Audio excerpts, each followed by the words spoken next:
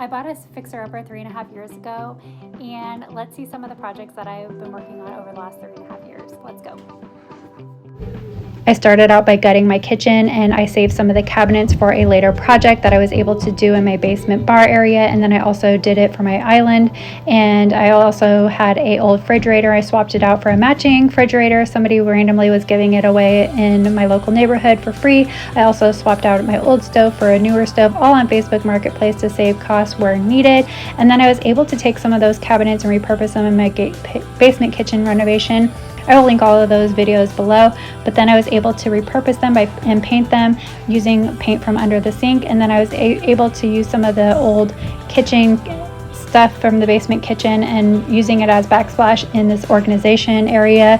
And then I gave that the same paint color. And then in my sunroom, I was able to paint my whole sunroom with paint from local under the sink, and then I was able to kind of just freshen up the area with other areas with some paint from under the sink, and then also utilizing some Goodwill and stuff that I had on hand for accessories and decorating. And then I was able to kind of give my fireplace a little uplift with, again, some stuff that I already had on hand and stuff that I thrifted as well. And then I also started on a project in my coat closet by repurposing a old TV box armoire and putting that in the closet and making it great and aesthetically pleasing.